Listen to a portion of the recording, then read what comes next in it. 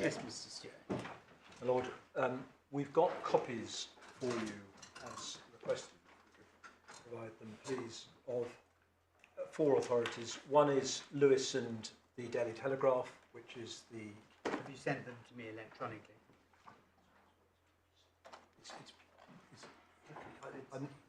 If you could send it to the clerk, to Lord Justice Lewison.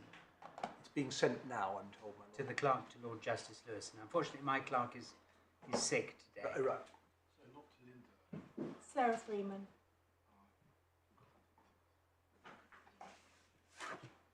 If we could just have the email address, we'll do that as soon as possible. It'll be sarah.freeman Sarah at justice.gov. Yes. sarah.freeman@justice.gov.uk. Thank you so much.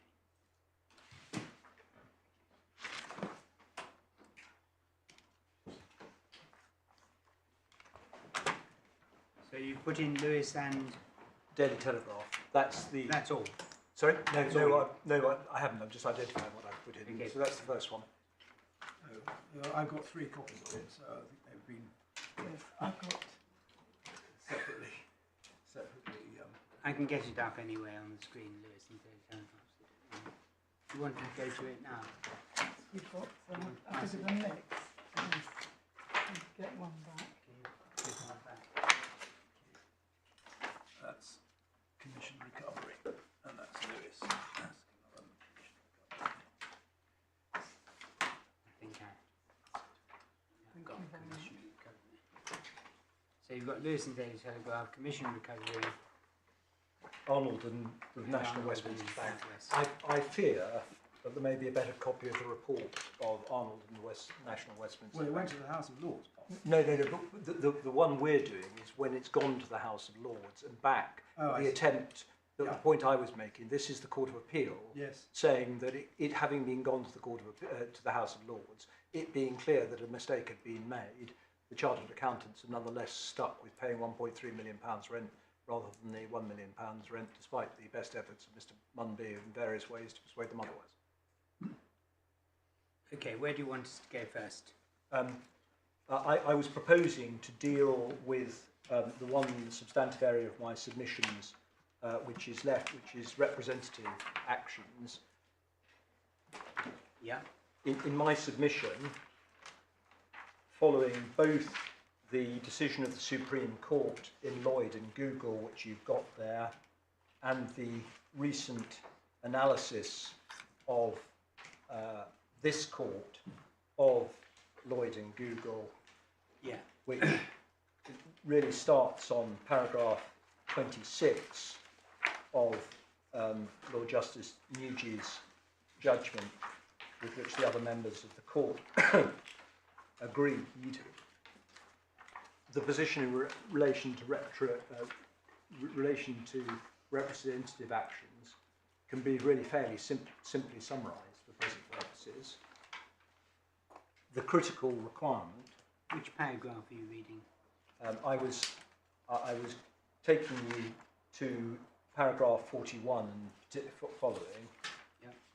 which is, do the claims or members of the class raise a common issue or issues, and that is likely to be the critical point in relation to a representative action, because as the Supreme Court held, you need to have the claims raising a common issue or issues under 19.8.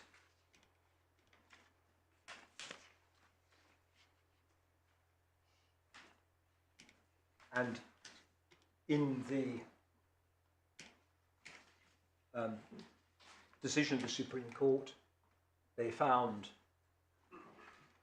in the Google case that although there would have been a sufficient interest if the claim had stopped at the point of view of seeking a declaration following upon effectively Google's breaches of its obligations, the fact that each member of the class would have to plead or have to establish separate damages as a result of Google's actions meant that they didn't have the same interest.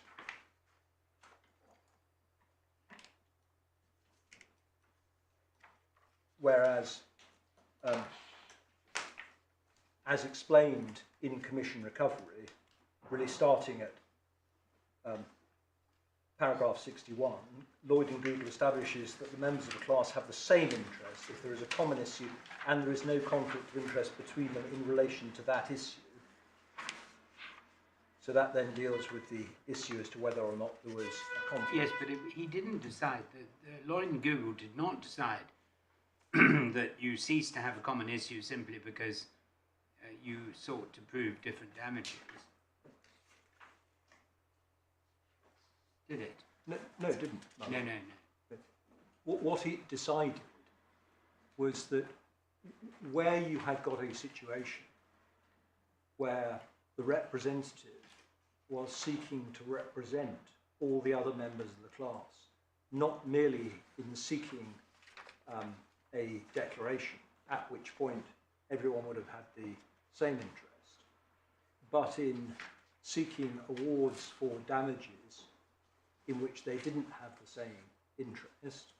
That was the critical point of distinction. Lord Leggett suggested what he called a bifurcated procedure.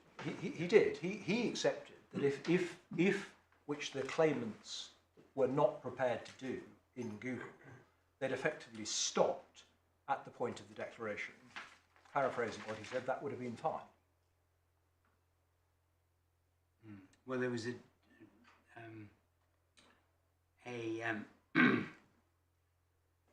there was a DPA issue, wasn't there, as well?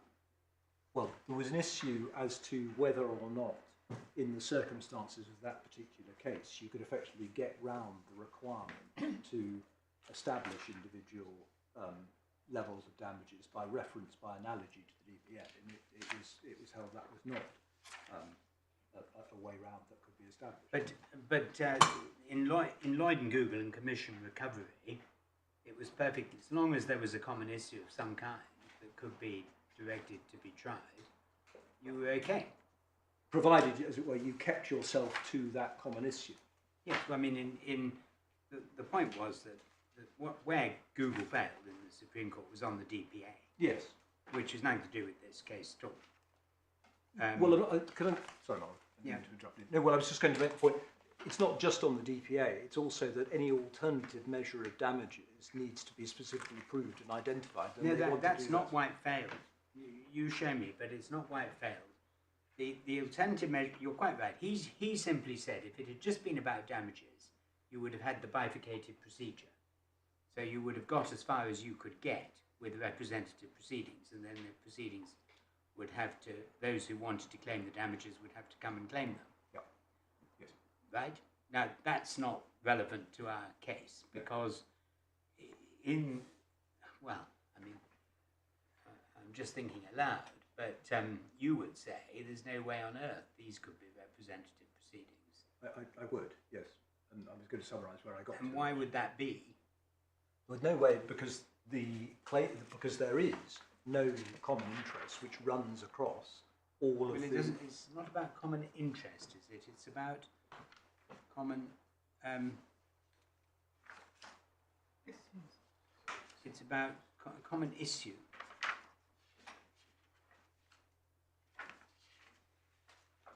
So why is there no common issue?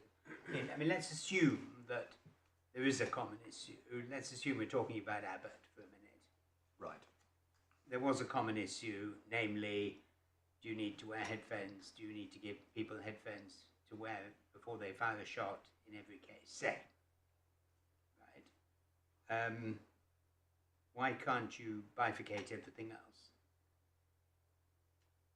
In principle, I think I'd have to accept that you could do that. Under 19, it's... under 19.8 nowadays, is it? 19.8 is where more than one person has the same interest in a claim. Yeah, so you've got to show the same interest in the claim. You have, in my submission, got to get to the point of a claim. Now, that was... My submission would be that you can get to a point of having a same interest in a claim at the point of relation to which you seek a declaration as a result of what Google have been up to. Does claim there not mean claims?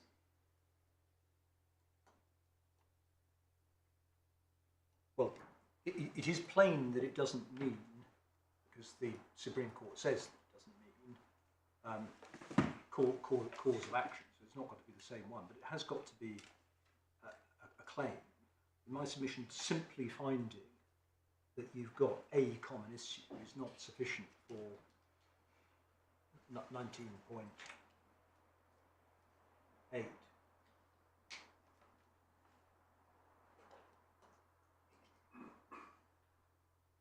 So what Lord Justice Nugent says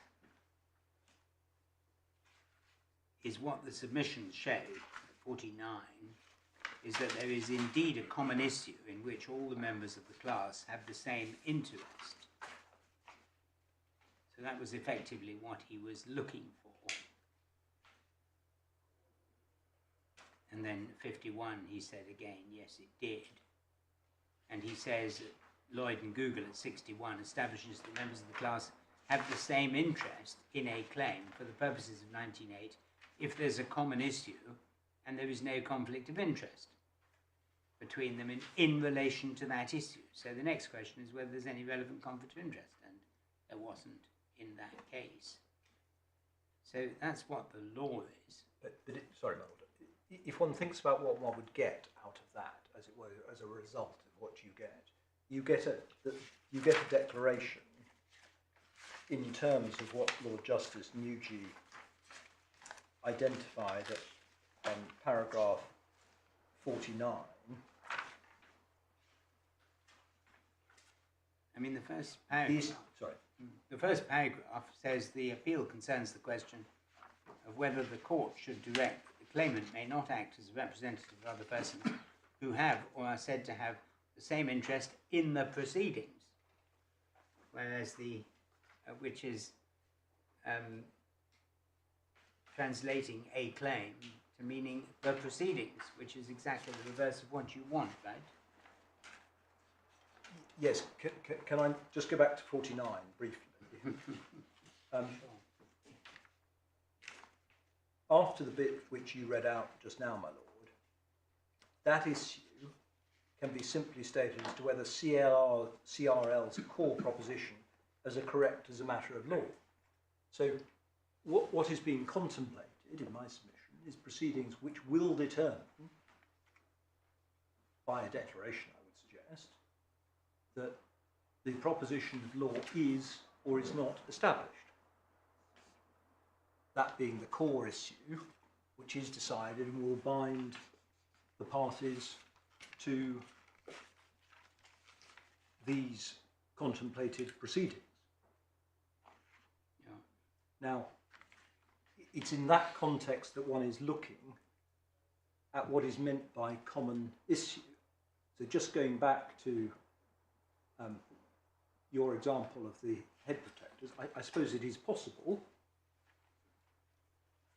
depending on the circumstances, that the court might be prepared to grant a declaration that between X date and Y date, soldiers should have been told by the Ministry of Defence to wear head protectors or some such issue. One respectfully doubts that that is very close to the sort of thing which anyone would think of as being helpful. If one looks at it in the context of these proceedings, I think I would have to accept that for each of the 9 individual developments, it would be possible to obtain a declaration that the financial arrangements surrounding the investment or the development, call it what you will, did or did not amount as a matter of law to a collective investment scheme, because by definition one's looking at a collection of people and so forth. But that's a million miles away from how my learned friend is seeking to put this case, and has also got the point about the 9 things which we've been tramping over. So when in my submission, when one looks at common issue, one has got to think about it quite carefully. It's not just some casual finding of fact on the way to something else. It's got to be something which probably the easiest way to look at it is to say, is the court really going to grant a declaration in relation to that?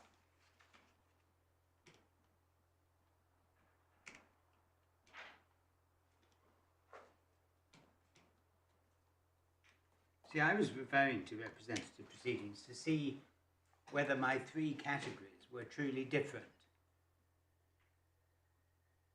I'm very happy to have a try at that. That's what I was going to make some submissions on next in relation to the three categories. The three categories being the ordinary set of proceedings, which one has looked at here, the GLO and the representative proceedings. The GLO, starting with that, was introduced, and this is set out in the notes to the White Book, but I don't think is contentious. And it's certainly in the Wolf report, as a result of direct recommendations by Lord Wolf in advance of the civil procedure rules. In other words, so far as the English courts were concerned, GLOs were new with the new CPR, and that's it's on paragraphs 19.21.0 and so forth in relation to the notes to the Supreme Court practice. The situation which it was intended to address was where you had large number of claims which individually might not be worth pursuing, and where you wanted to provide access to justice, to provide expeditious, effective and proportionate methods of resolving cases. Just pausing there, it's very difficult, if my learned friends and the divisional court are right in Abbott, to see why anyone would bother with representative, with a GLO, if you can simply issue one claim form, particularly if the test is not, there's actually got to be a common issue which binds others, but simply there's going to be real progress towards resolution. And so one of the odd effects in my submission of my learned friends in the Court of Appeal, the Divisional Court being right in Abbott, is that the GLO seems a more cumbersome process. The second point about the GLO is that it's effectively court supervised. It has mechanisms within it to ensure that people who want to join up are, so to speak, given the opportunity to do so, and it sets out a series of quite careful checks and balances, by contrast with the mechanism postulated for, quotes, the ordinary proceedings, where it's within the sole purview of the claimant to decide, subject only to this nebulous test of convenience. Representative proceedings, much older, been developed recently with the, in my submission, critical limitations that you've got to have the same interest in an issue which, my words, not any of the court's words, lead you somewhere, which get you, my submission would be to a declaration. The critical difference is it's not opt-in. Well, you don't have to be identified. You don't have to be identified. Class does not have to be identified, enumerated. That's right. You don't have to be identified. There are mechanisms, obviously, within the representative proceedings for dealing with that. And just to square the circle, we have obviously got in this country one set of class actions as they are understood in other jurisdictions, but limited to Competition Act claims, with the history which is peculiar to get them that comes into should we opt in, should we opt out, and so forth. But there's effectively a separate regime, but that regime has been applied only to one specific act. Can I suggest this distinction to you? It seems to me, I mean, I think this history is not really contentious. In the 90s, the Lloyd's litigation had been very much in evidence, and a lot of, as evidenced by the guide, a lot of attention had been directed in the 90s to how you managed an action group, which all the Lloyd's names had for different syndicates. And that had been incredibly well publicised with numerous articles written about it. And it was done by the court, ultimately, and resulted in those claims going to judgment for damages in respect of 500, in our case, 560 people. I mean, sorry, thousands of people, 560 million pounds of damages. A figure, right? I remember the day that judgment was pronounced. So that was in one proceeding, including damages for all sorts of different people with different claims. Now, then everybody thought, well, there must be something new done about this because management has been very cumbersome when you had to make applications to separate judges all the time. So they introduced GLOs, which were common in other countries, if I remember rightly. And the GLO has specific requirements of common issues of fact and law. Everybody has to be bound. And the requirement we've seen in 1921 that, if I just get it up, that give rise to common or related issues of fact or law. So it's a specific statutory provision. Now, they did not abolish the right to issue proceedings in multiple claimants' names, assuming your first argument is wrong. When they introduced GLOs, everybody acknowledges the Mariana case is a perfectly properly constituted piece of litigation. There's one point I want to make at some point in relation. Okay, well, let me just finish this, and then you tell me whether you want to do.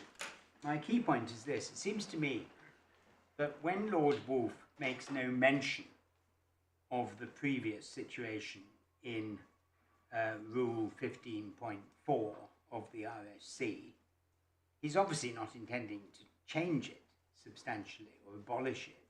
He's just finding what was considered more user-friendly language for ordinary people to understand by using the words convenient.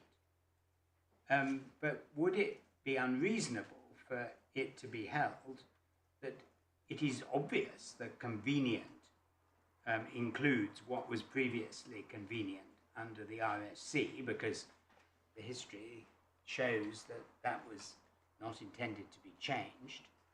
The word may encompass other possible combinations, which we wouldn't want to prejudge because there's no need to. And then the real question in this case is it to be a GLO? Well, there's no application, so it doesn't matter. And was the judge right to adopt the Abbott test, which is that of I don't know, significant progress? I can't remember it, it's so memorable. And you say absolutely not, because there's nothing in that, it's made of straw. So, my lord. And representative proceedings are separate because they're not opt-in, and they're a different process which has its own rules and also, by the way, requires related issues of fact and law, common or related issues, which is something that you'd expect. So my lord, I can't decide whether to say curate's egg or up to a point, Lord Copper. But yes, in parts. Just on history of Lloyd's actions, I haven't gone back and done exhaustive research. I did have a very quick look at some proceedings in which I had some involvement with the late Lord Toulston. It may not matter, but in that case what you had essentially was one writ per set, per managing agent or per member. Well, we didn't. We had 4 syndicates and 1 writ.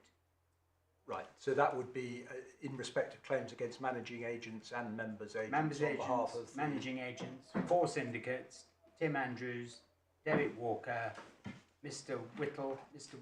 Whitlow, Well, 4 syndicates. I haven't done extensive research. I just wanted to make the point, if I may. Secondly, what you had got at that time, as we've looked at and analysed, was a rule which in various different guises was well understood, which we've seen the words of it, it was in 15.4 of the relevant period of time. Thirdly, I think I would have to accept that there is nothing in the Wolf reforms which would suggest an intention to go back from that position in relation to ordinary actions, just as in my submission there's nothing to suggest that it's going to positively change in the other direction, which was agreeing at least in part with one of the points that my Lord made to me. Fifthly, the Lloyd's litigation was obviously important, but it unquestionably was not the only thing which was causing people to become concerned about access to justice generally and so forth. There were other cases which involved multiple claimants in frankly very... Well, there were collapse of multiple banks during the 90s. Yes, I mean, I was actually looking BCCI, up... there was Bearings, BCCI, there was Maxwell, there was all sorts of things. There were all sorts of events like that. I agree about the financial stuff. I was actually meaning stuff outside altogether, the financial sphere. So you've got disasters of one form or another. Oh, we have plenty of those, yes. Clapham Rail disaster, by way of Yeah. example only. Actually, a case in which I was involved, the Putney gas explosion, as I've also adverted to. Now, against all of that backdrop, those were all cases which had the following features. Identified claimants. You didn't have the opt-in, opt-out part of all of this. This isn't something... These are all people who've got worthwhile causes of action in their own right. Secondly, they have got, just taking the example, the good of Walker example, unquestionably core issues which will bind each other, and where if you don't have them determined by one forum, you face the risk of inconsistent findings of fact in relation to some of those core issues. In other words, it's the converse of some of the points I've been putting forward, which they don't bind. It would be extremely inconvenient if you were to find that in relation to, for example, 2 different syndicates, both of whom had the misfortune to invest in, or 2 different managing agents, both of whom put it towards members' agents, members' agents which put it towards managing agents, which then led to the investments. If you got different findings of fact in relation to that, that would not be something which would be contemplated. Thirdly, those issues looked at on any kind of objective basis are very important issues. They're going to involve expert evidence, they're going to involve substantial issues of fact, they're going to involve substantial common issues of fact, and they're going to involve substantial judicial, if I can put it this way, education. Now, on that basis, in my submission, the test as identified in 15.4 was plainly satisfied. As your Lordship then went on to say, and you have my submission on claims, but if one gets to convenience, to move from that to a situation where you've got no binding issues across across a cohort. The obvious reality that there are no common issues, with the exception which I've discussed in relation to whether or not there's a collective investment scheme across each scheme.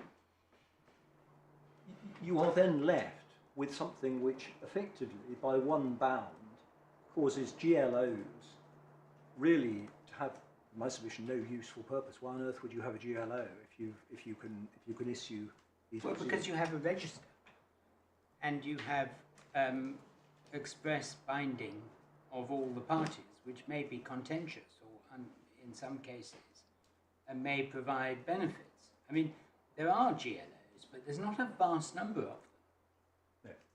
No. And there are quite a lot of what one might call non-GLO GLOs. Well, there's quite a few cases which proceed in one form or another with common writs. I accept that.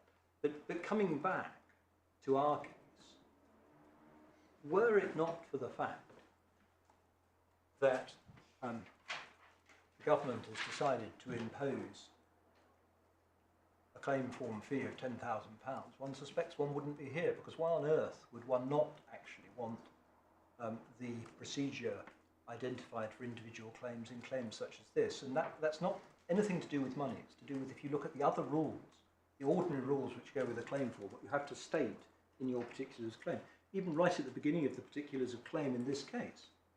The learned friends start off by saying they're not giving us standard disclosure because there's going to be more than 1,000 pages of documents which they have to produce. Well, that's only because they've chosen to use one omnibus procedure, bringing forward 134 pages. In other words, the checks and balances which are ordinarily in place for ordinary claims and which impose fairness not just on claimants but on defendants aren't there. Yeah. Well, I think, unless... Sorry. Okay. Yeah, what I was going to say was that unless invited to do so, I had, in a somewhat roundabout way, made the submissions I was proposing to make about Well, this. and I really would like your submission on, if I'm right, that the law was not intended to be changed by the use of the word convenient. Yes. And therefore 15.4 is obviously to be taken as being convenient. Yes. Then what do you say about how much more is included within the word convenient? And do you want to say any more on why making good progress is not convenient? Well, Not enough to be convenient. yes. I mean, on the latter, yes, I certainly do, because the making good progress is code for not binding anyone other than the people's cases who are being put forward in relation to any particular issue whatsoever. That's what making good progress. Sorry, I didn't understand that. Say it again. The making good. Sorry, Molly. Yeah, making good The progress. making is code. good progress test is code for not binding anyone other than the lead cases, or whatever you're calling them, in relation to any issue. It's really saying the judge may make some helpful noises which may be of assistance to determining other cases. Mm. Against that,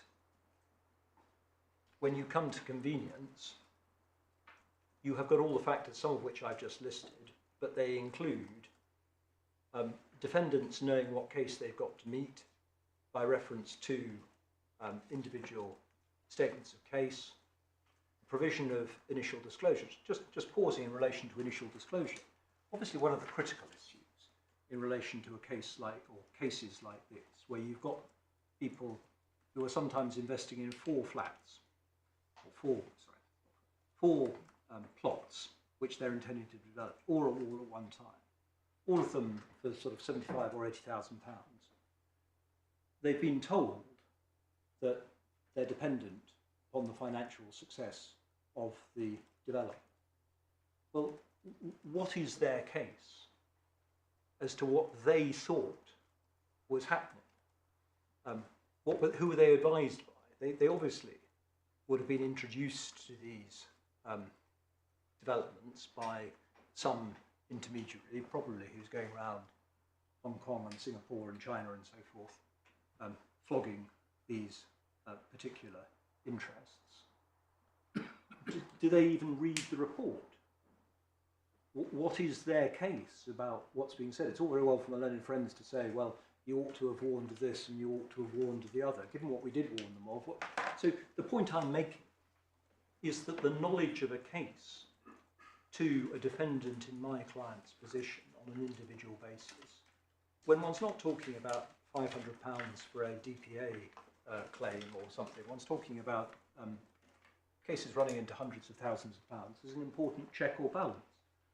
And in my submission, it seemed extremely inconvenient to throw those normal checks and balances out of the window in the way that this test does. So whose convenience are we talking about when we're looking at this word? Claimants, defendants, the courts? Well, Nobody's? It can't just be the claimants and it can't just be the defendants. I mean, in my submission, it's got to be some form of interests of justice. And presumably, one is therefore looking at something which, well, I suppose gives the effect of the overriding objective and fulfills the criteria which are set out at the beginning of the CPR. But that doesn't help very much when one looks at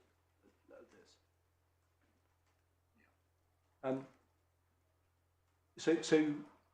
Answering your Lordship's question directly, are there any other aspects which could be brought in? Well, I mean, I suppose one has to accept that if one's at the point of convenience, one could never say never, but one starts to look at issues like, are there common issues? Is there a set of common issues which has been identified?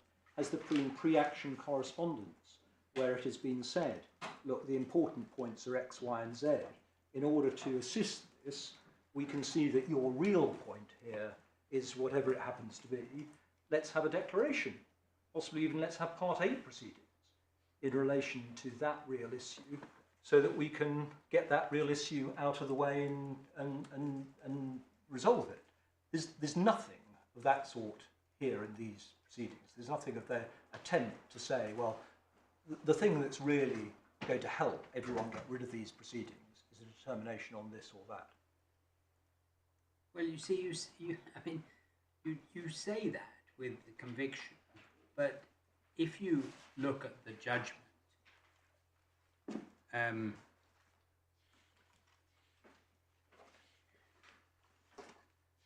the judge said, as I tried to draw your attention to earlier,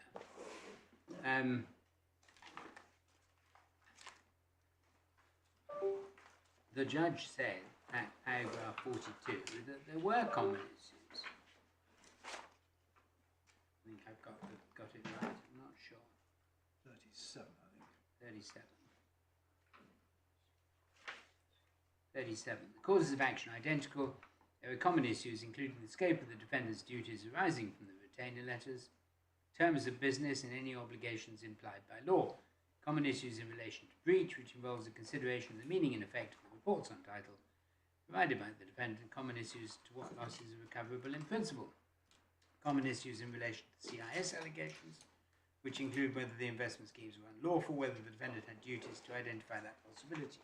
So why in the language of commission recovery, where there were also very significant diversions between the interests of particular claimants, they were all different patent holders, why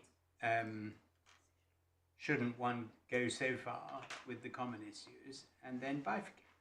Well, my lord, in my submission, if you run down that list, and even where it says common issues in relation to the reports on title, for Appa Valley there are 14 reports on title. For I think it's Beauchamp there are, I think, 6. There are, in other words, we've done the maths, there are 64 different versions of the advice being given It's still a series of transactions. Well, yes, my lord. But I'm answering your lordship's point as to common issues in relation to that. Well, there may be common issues that apply to all those 64. Well, That's what he's saying. my lord, it is actually extremely difficult. He's starting from the point of making real progress towards the resolution of these not decided them.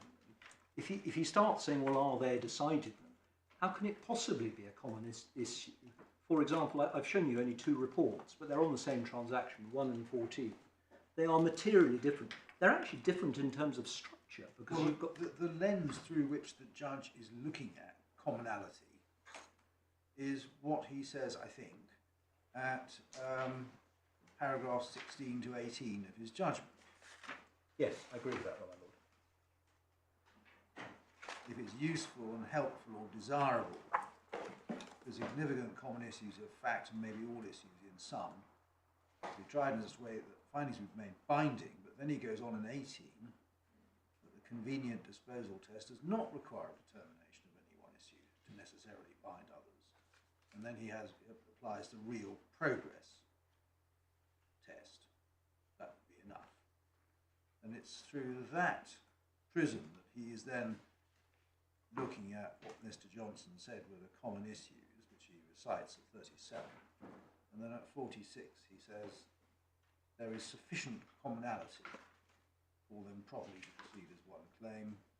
In one claim form, the commonality is as he identifies. Again, he says sufficient commonality, usefulness and helpfulness, if not of a binding nature, then on the basis of a persuasive nature. That's the test he ultimately applies. He's not saying anything's going to bind anybody. That's my submission, my lord. He's saying that it's useful, helpful, persuasive. But what I'm asking you is then really why, if he's decided there are common issues which don't bind anybody, but he's identified anyway the CIS issue as a common issue, which I think you accept is a common issue. Well, only, just to be clear, only on a development by development basis. Well, okay, but let's yes. But then why is 15.4 not satisfied under the old rules? Because there would be a common question of law if you break it down into 9, and it arises out of the same series of transactions. Well, Lord, I respectfully suggest that there isn't a common interest of law. The question as to whether or not a particular scheme was or was not a collective investment scheme, first of all, unquestionably is fact dependent, and it involves looking at considerations such as pooling effectively of resources and pooling of receipts and various other matters. Secondly, the actual issue in each case, they do say, the claimants do say, they do assert that each of them was a CIS, alternatively that we failed to warn of the real risk that they were a CIS. So that's their actual case in relation to the point. Thirdly, in relation to CISs, there would be real issues as to whether or not a finding in relation to a CIS fell either within our scope of duty or in relation to our duty of care.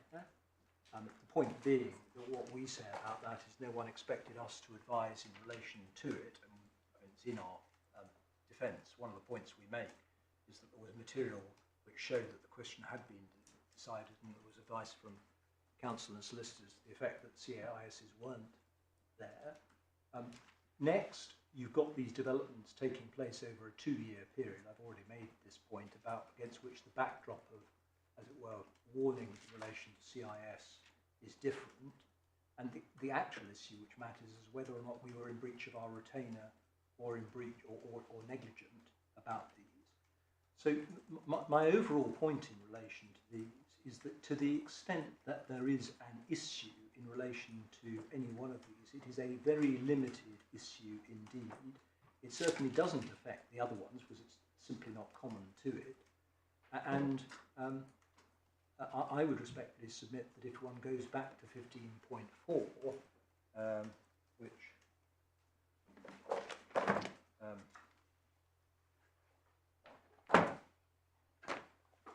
I wouldn't accept that the same transaction or series of transactions applies, but if one brought separate questions, any common question of law or fact would arise. I submit, I've already made the point, there is no common issue across the 9 developments. That's not done on a development by development basis by reference to the series of transactions. It's not a common issue in each transaction. It's a common issue across all of the transactions. Yeah, okay. I think we've got the points. My Lords, the only other things I've handed up Arnold's. I hope now the reason for that is clear. I've also handed up the decision in, I've handed up the decision in Lewison, the Daily Telegraph, which is the authority of the proposition that absent leave from the court, claimants have to proceed with single representation. Okay. Those, unless there are any other points, are my submissions. Thank you. Thank you. Mr. Johnson.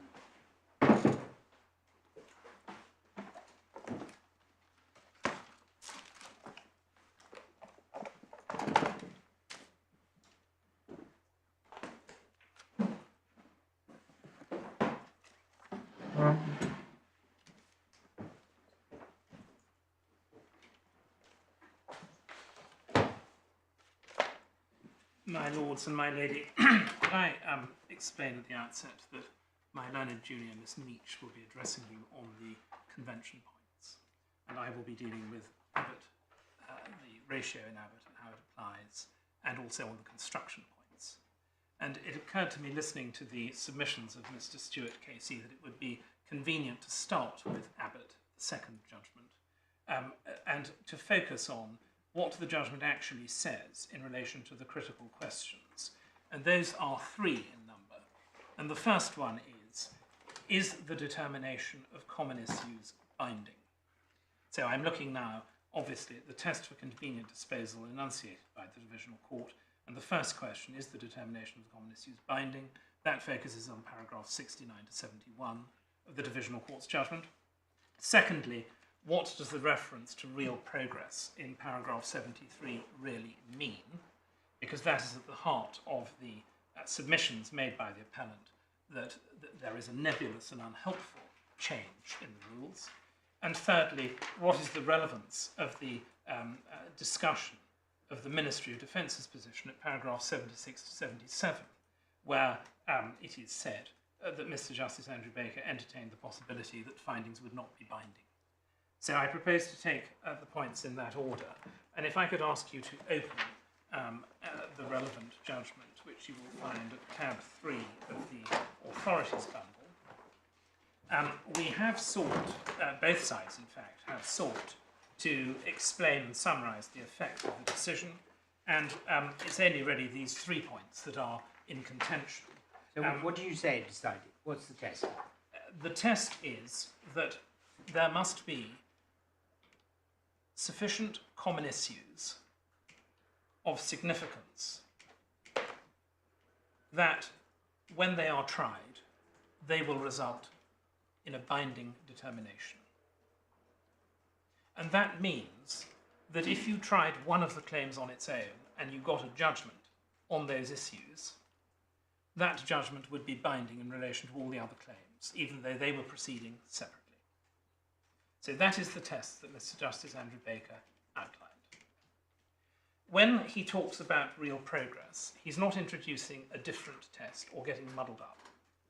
He is dealing with an entirely separate question of what is the impact of determining common issues across the entire cohort of claims. That you won't get the determination of every single issue in every claim by trying the common issues. There will be other questions that arise as well, and they need to be resolved by some sort of separate process. And my lord, you've made reference to a bifurcated process. Indeed, that is the case. One gets group actions where issues of liability are dealt with, and causation or quantum or both are dealt with separately on an individual basis. So real progress is not a separate test. It's talking about the impact of the common issues across the whole. Doesn't mean that the common issues decision isn't binding. The common issues decision is binding. So in what sense is a finding that serviceman A, who served in the parachute regiment in Northern Ireland, bind the serviceman who is deployed with the green jackets in Germany and Cyprus? What is the sense in which it's binding? Well, one has to understand what the common issues were that Mr. Justice Jarman and Master Davison were considering at that separate hearing. But the point that I would make, the answer to your lordship's question is, it's going to be the questions of the duty of care. Is it a breach of duty not to give both those servicemen in their different environments ear protectors? That's the common issue. We don't have, unfortunately. But if the court says, yes, in Northern Ireland it was a breach of duty, why does that bind the MOD in relation to different conditions in Cyprus? Why would there be a different answer to that question depending on where the weapon was used, my lord? I can't think of a reason why the answer to the question, is it a breach of duty not to give ear protectors, would differ as to the location of the service. So your you lordship, say paragraph 57 of Abbott 3 is wrong, where in Abbott 3 he said that distinction is reflected in the divisional court's decision in this case. They said that real progress towards the resolution of other claims and or real significance for all the rest of the claims was enough to justify an omnibus claim form. So that is flat wrong.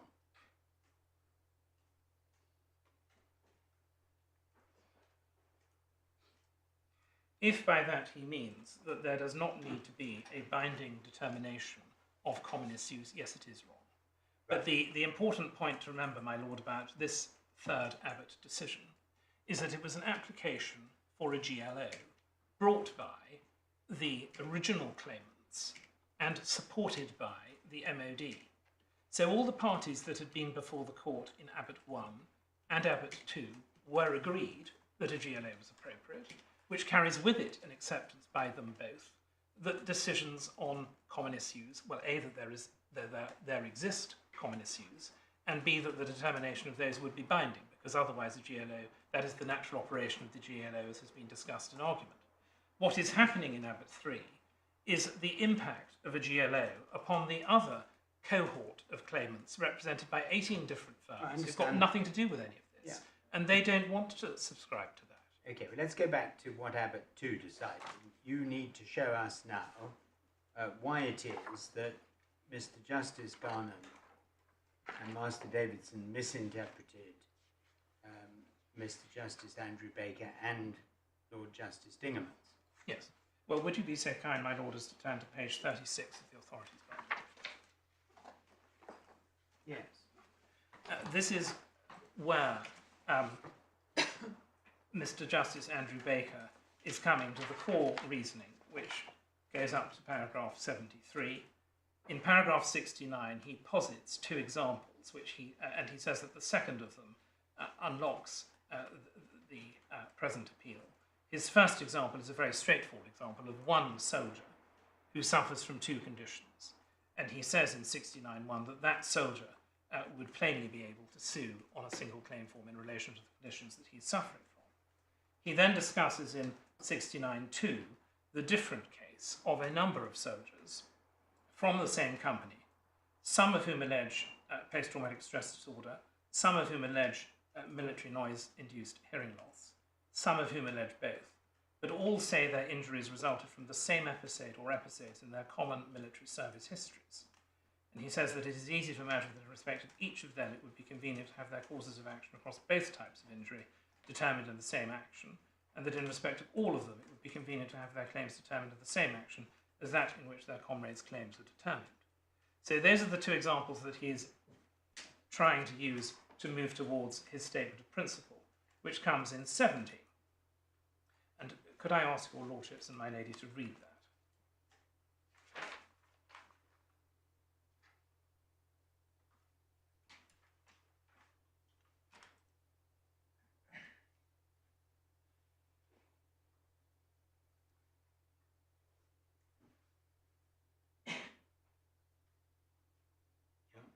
So the point that I want to stress here is beginning at, however, what would surely make it convenient for there to be only one set of proceedings is that it is useful or helpful for significant common issues of fact, maybe all issues, and at least some of the claims, to be tried in such a way that thereafter, in the context of each individual claimant's individual case, the findings made would be binding on both the claimant and the MOD.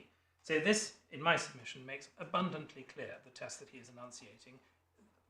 You need to identify significant common issues that arise in all claims, and that you will have if you can have a determination of those which results in a binding determination, then that demonstrates that the convenient disposal test would be satisfied. And he says that that is achieved without more by the claimant. The second example that he gives has as one of its ingredients that their injuries result from the same episodes in their common military service histories. Yes. Now, he moves from that,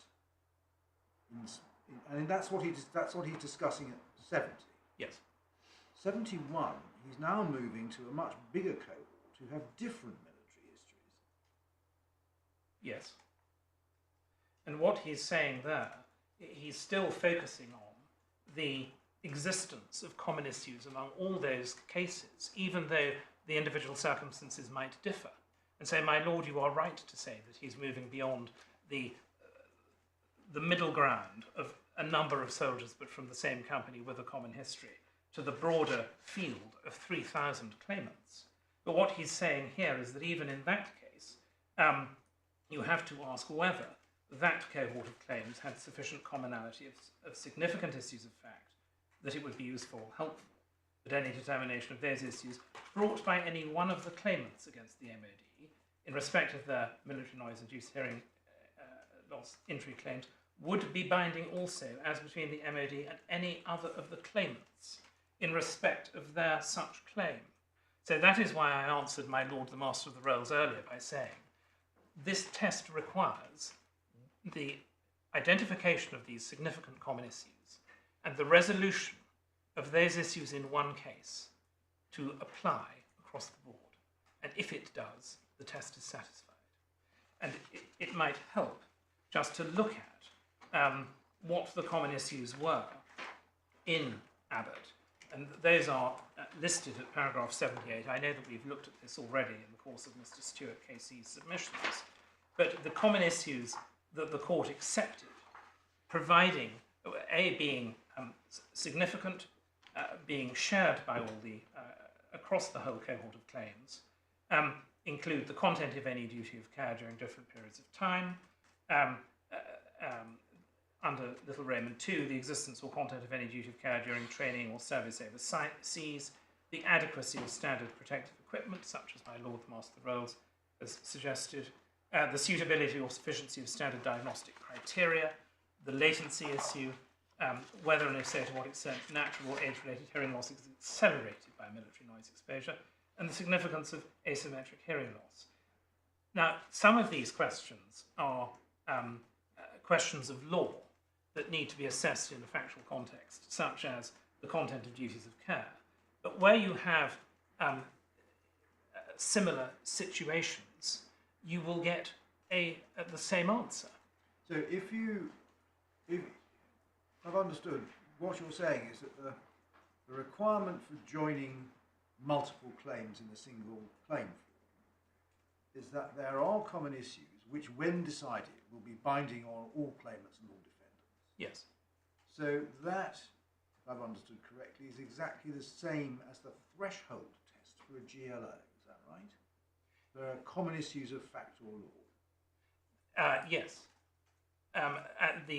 The GLO regime imposes, by reference to the effect of a judgment in a GLO case on the common issues, it expressly imposes the consequence that that judgment will be binding. Right.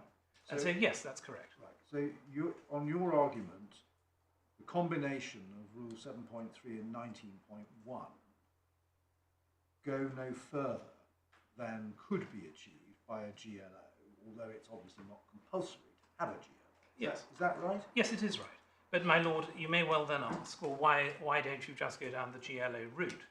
And the answer to that is that not every case requires the pomp and circumstance of a GLO. Oh, fine. And this is the instant case, although in fact, in my submission, the facts of the instant case are not before the court, despite Mr. Casey's attempt to address you on them. Nonetheless, we have here a group of 134 or so claimants who instructed a single firm of solicitors to help them with standard form purchases of units in property. It is the natural group has already coalesced. There isn't a need to have discussions with other claimant firms, to appoint a lead solicitor, to establish a register, and so on. This is not the sort of scale of litigation that would require the sophisticated treatment that a GLO can have, which seeks to bring everybody into the tent so that the most efficacious determinations can be made by the court. But your lordships have seen, and my lady has seen, paragraph 78. This is the best that we can do in relation to the common issues as identified before the divisional court. I said a moment ago that there are questions of law which also engage some questions of fact. There are also, of course, expert questions here. Under 78.4, the suitability or sufficiency of standard diagnostic criteria, the latency issue, age-related hearing loss and its impact, asymmetric hearing loss. It's very difficult to entertain the possibility that there would be different answers to the question of whether latency is indeed something that needs to be taken into account, whether and if so to what extent natural age-related hearing loss is accelerated among the different cases. These expert questions, in my submission, are paradigm common issues. Can I ask you this? You say the test is in paragraph 70 in the middle paragraph there. Yes. And it's all about whether it's common issues of fact that would be binding on Yes. both the claimant and the MOD. Yes.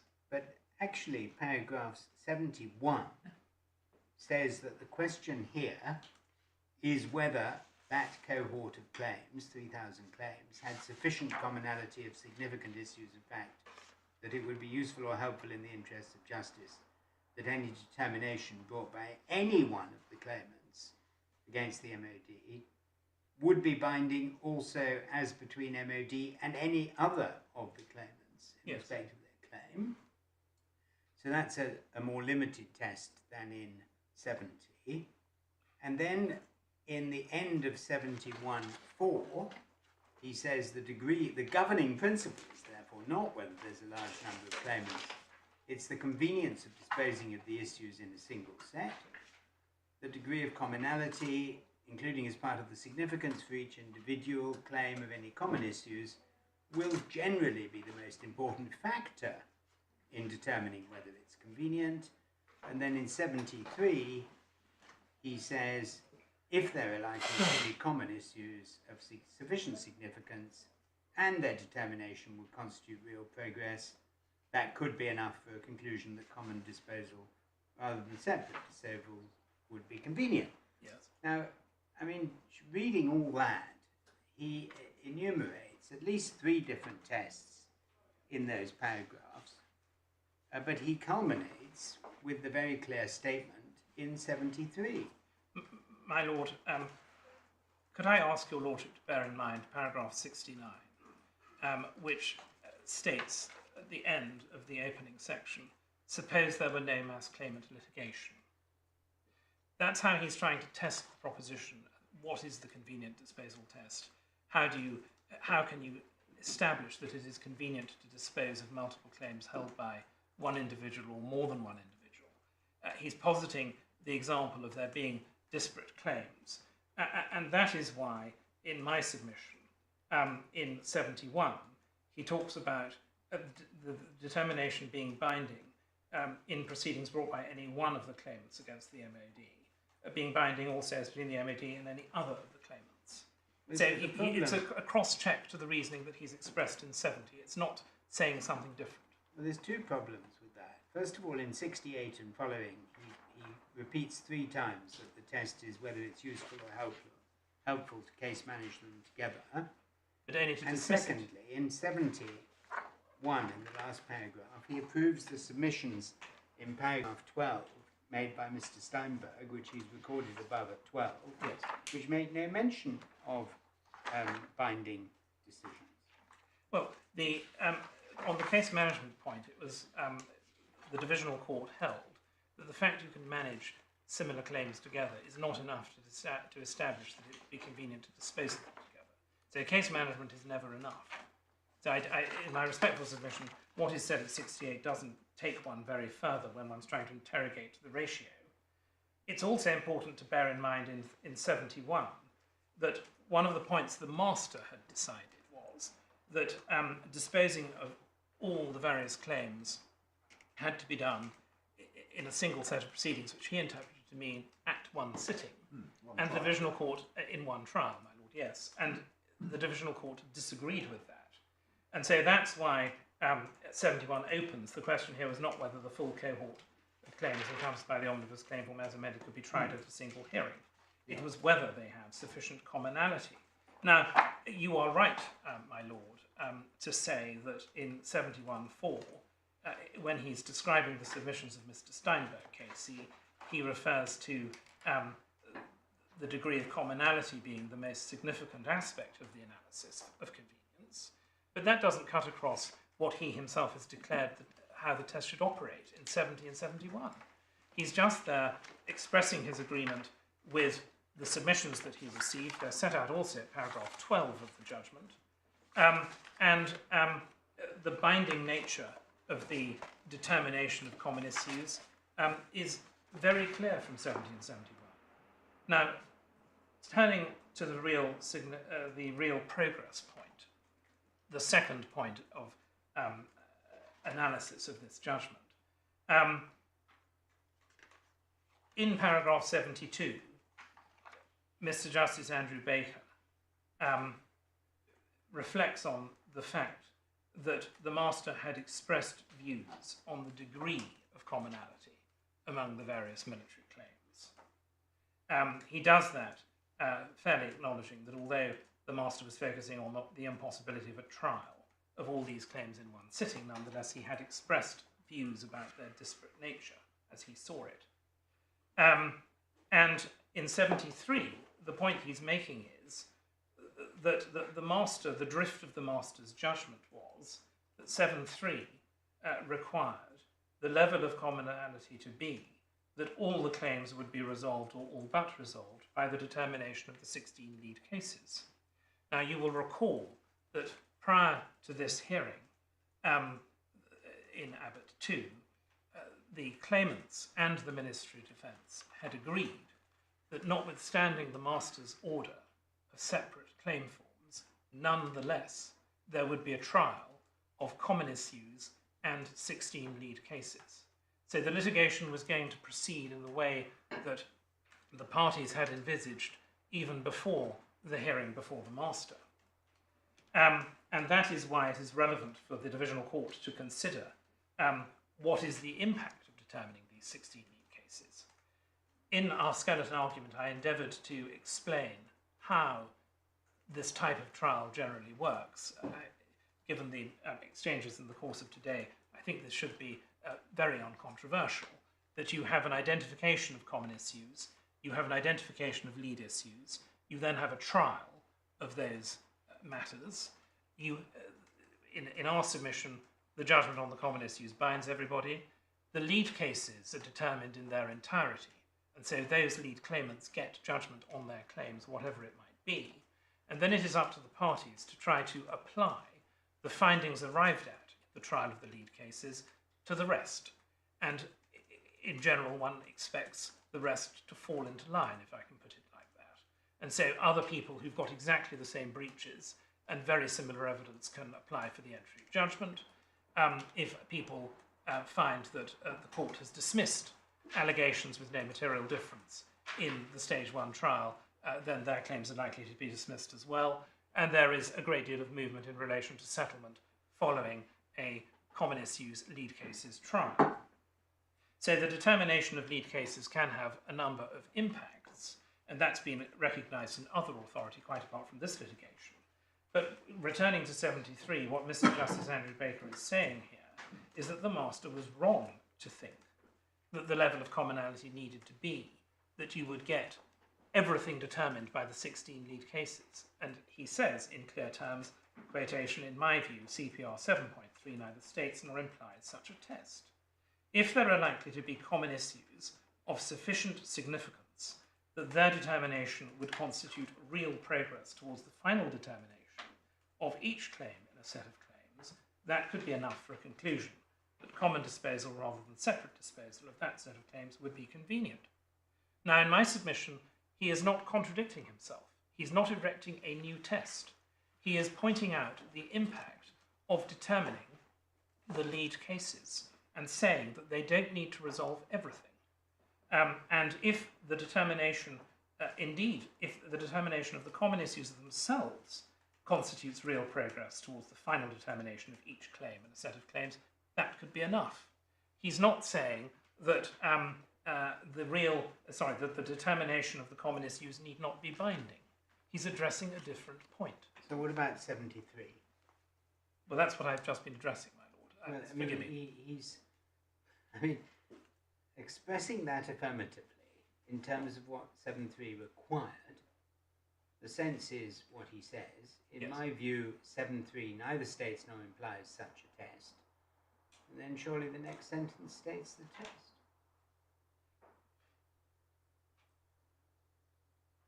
Well, such a test is that what he's referring to by such a test is that the master's view, which Yes, he's rejecting, describing in the first sentence. He's rejecting that and then Yes. saying if there are likely to be common issues of sufficient significance that their determination will constitute real progress towards the final determination of each claim in a set of claims, that could be enough for a conclusion that common disposal rather than separate disposal would be convenient. Yes. That's the ratio. It is the ratio insofar as it is saying that it's part of the ratio. It's not contradicting what he said in 1771 about the determination of the common issues being binding, in my submission. And secondly, he's talking about the impact of the common issues on the entire cohort of claims. All he's doing is articulating the basic point that you don't get determination of every single issue in a claim from the common issues. He's trying to explain the limited reach of the common issues. In their own ambit, the common issues will be determined in a binding fashion. But the common issues themselves do not need to lead to the resolution of every single claim without more.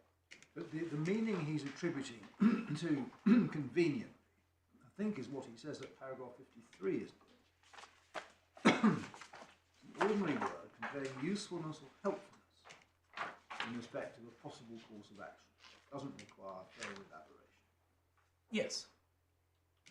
Would it be possible, useful, or helpful to put all these claims in the same proceedings? Yes, but then he says at 66 that's not the same as case management. Possible to say that they can be managed without separate proceedings, but that wrongly equates convenience of common disposal with case manageability. So it's not the question of management. But when you get to 73, isn't that, no, he's management, isn't it? It's just managing the various claims.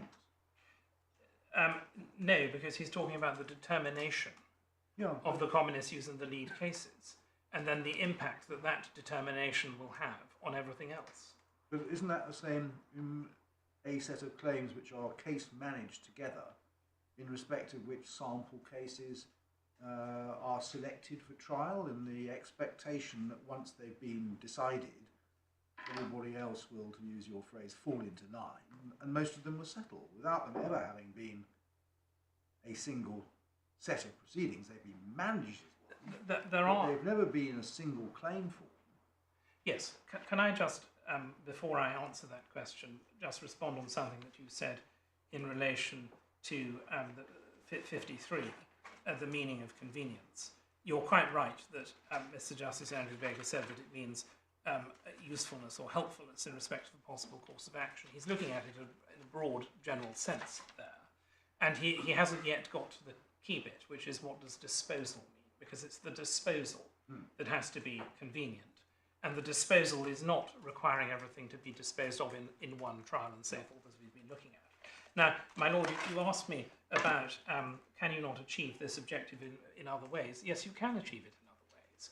And the ICS and West Bromwich case is an example of that, albeit before the introduction of the CPR. That is a case where a number of claims raising the same issues were the subject of a preliminary issues trial. Now, the significance of that, to my mind, is that it doesn't cut across the entitlement of claimants to put their claims on a single claim form if they choose to do so, and there are very good reasons why they might do so. It's not simply a question of saving the issue fee, it's also about the scale, mechanics, gearing of litigation generally, the costs burden that they themselves would incur and the adverse cost risks that they face. And those are all legitimate benefits of group litigation recognised by the guide in 1991. And ICS is interesting not only as an example of how it can be done in a different way, but also, of course, that was a case where the court had to decide the scope of duties of care owed, among others, by solicitors. And it had no difficulty in doing that on the basis of preliminary issues with a large number of claims sitting on in the proceedings. Remind me, Mr. Johnson, I did the ICS litigation all the way through until that case you've just shown us. Yes. What was that case that you've just shown us? Because I did a 3-month trial in ICS. I acted for ICS. We won in the House of Lords in the famous case. Yes. And then there was a trial. Yes. And for some reason, this is a judgment in front of Evans Loam. Yes. I think we settled it, didn't we? Yes, but the solicitors, What happened? there were indemnity, there were contribution claims against the And solicitors. that's the contribution. That claim. is the contribution claim question. So And it's so the individual claimants versus the solicitors in the one we're looking at. No, the individual claimants' claims had been assigned to ICS because they'd received compensation. Yeah. And so there were then claims brought by ICS against various of the other constituencies. We settled that. Yes, and then West Bromwich Building Society had a claim, I think, against the solicitors, and that is what Mr. Justice Evans Loam was dealing with. But he had to identify the scope of various duties owed to the claimants in order to work out who was really at fault and how the contribution allegations should fall. But the individual claimants were represented, and they all had different claims against the solicitors for the same reason as your clients have got different claims in this litigation. Yes, they had dropped out by that stage because their claims had all been assigned, and there had been a spate of settlements, but the issue that remained live in that case was the contribution claim from West Bromwich Building Society to the solicitors, and that's what the judge... I noticed in the report that Mr. Gruder, who represented the individual claimants, was still there. Yes, in terms of well, would you like to go to the authority, my lord, so that we can But chase what's this the down? point of it that just tell us what it demonstrates for the purposes of this case. It demonstrates nothing whatsoever in relation to the proper interpretation of Abbott 2. Right. But it shows the ultimate fallacy of what the appellant is urging upon the court, which is that everybody has to have a separate claim form because their causes of action are so irreducibly singular that you couldn't possibly try them in a coherent way. Because even where there were separate writs, Mr. Justice Evans Loam determined factual and legal questions concerning solicitors' liability in the context of ICS and West Bromwich Building Society. So where we get to, if they are right, is that we go off, all 134 of us, issue separate claim forms in Leeds County Court. And then they'll be consolidated. And then, well, I say in our skeleton argument that there was consolidation in ICS. There wasn't, I don't think, in fact, formal consolidation. But nonetheless, whether there was or wasn't, ordered they be heard together. Sorry? It was ordered they be heard together. Yes, exactly. So here you would have an order that they be heard together, and we would still be identifying common issues that the court could usefully determine. What is never going to happen in the real world, although it is, I'm afraid, what Mr. Stuart Casey urges upon my lady and my lords, is that there will be 134 separate trials. That is never going to happen.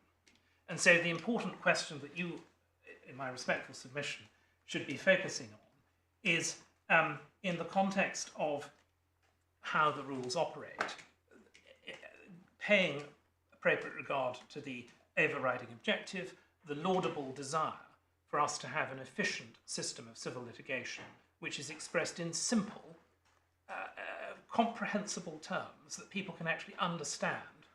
Are we really all to go off and issue 134 claims only to find in a year and a half that we are all corralled back into court for exactly the sort of trial that we will be asking a case management judge to direct shortly? The jury's just taking a break, and just give me the answer to this. Yes. Let's assume that in 1999, Lord Wolfe was entirely familiar with the rules.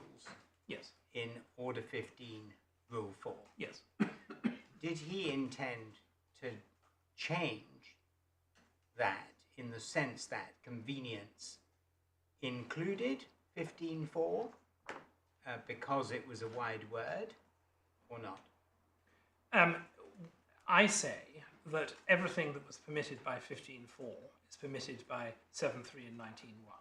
Right. And that in that sense there is no change. But I do say... You didn't make that submission below. We didn't need to get into this, my lord, because Abbott was effectively treated as binding on His Honour Judge Jarman. And the argument below was all about the facts of the individual cases. And the appellant got together what it considered to be its 6 best examples of disparate, irreconcilable facts. And the learned judge, in my submission, rightly accepted our case, that in paragraph 31 of his judgment, that in fact the advice that was given, despite verbal formulations of various kinds, was all materially identical. And the important point there is materially, not verbatim.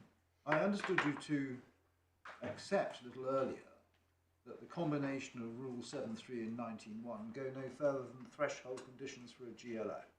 Yes. That there is... I'm not saying, therefore, that a case that satisfies 7.3 and 19.1 should necessarily proceed as a GLO. No. That's a separate question. But that's a separate question. But yes. The threshold for combining claims in a single claim is the same threshold as would apply to the making of a GLO. Yes. And Abbott 3, the important point to remember about Abbott 3 is that it was an attempt to produce a GLO in relation to a much wider cohort of claims than were before the divisional court. Yeah, well. Another 5,000 people represented by 18 firms, and another, I will come to Abbott 3 in due course, but another question that one needs to bear in mind in relation to Abbott 3 is that the solicitors for the claimants had not, in the judgment of the court, sufficiently classified the types of claim. So the court didn't know what utility would be achieved by a GLO. And that, in my submission, is not in any way similar to the instant case. Well, there are 2 reasons for the refusal, weren't there? One is that the solicitors had completely failed to comply with the practice direction. Yes. And the other was that the judges decided that the threshold conditions weren't met. Yes. They're 2 independent reasons. They are. In my submission, the decision is actually made on the basis of the failure to comply with the practice direction and the observations about the threshold criteria obiter. Yeah. That doesn't really take matters very much further forward, but I think... Reading between the lines, one might think that Master Davidson hadn't really changed his mind. Yeah, I think that is a fair observation, my lord, yes. Yes. But it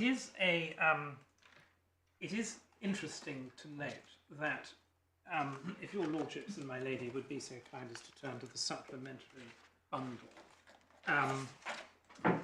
we have there at page 8 of the supplementary bundle, behind tab 2, an order made by Mr. Justice Garman and Master Davison. Tab 2, page 8. This is dated the 21st of July, so this is in the post-divisional court world, as the recital makes clear. And this is just giving directions for the listing of the CMC and other matters. And then reasons are set out on page 9. The last paragraph is worth noting. Mr. Justice Garman and Master Davison state that further thought now also needs to be given to the management of the whole cohort of claims, including the issue raised by the Divisional Court in paragraph 91 of their judgment. Now that the claims have by paragraph 1 of their order of the 5th of July... Where are you reading? I'm so sorry, page 9 of the At the bottom. It's the last paragraph. Thank you. Does my lord have it? Yes, thank you. Now that the claims have by paragraph 1 of their order of the 5th of July been restored to single claim form, it appears that the findings in the lead claims will without more be prima facie binding on all the claimants, but the extent to which they will bind other claimants will still depend on those other claims presenting issues that are the same as the lead claims or so similar that they must be treated as binding. At the present time, in the absence of any taxonomy or classification of the other claims, it is not possible to form a view. But if the lead cases are to fulfil the purpose which the Divisional Court evidently intended, then it may be desirable to order or group the claims into categories that would assist this purpose. So here we see Mr. Justice Garnham and Master Davison proceeding on what we submit is the correct basis, that findings in the lead claims would be binding, but saying there still needs to be taxonomy or classification. Of course, what they respectfully fail to do is to distinguish between common issues and the outcome of the lead cases. There's no necessary reason why the outcome of the lead case would be binding on other cases, but it is, in my submission, the orthodox interpretation of Abbott 2 that the common issues decision will be binding. But it shows here, at any rate, the need that they identified for taxonomy or classification of the claim, so that all these issues would in fact take life or take a proper form.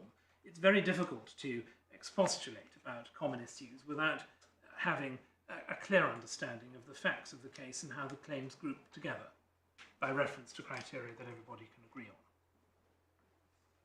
on. So,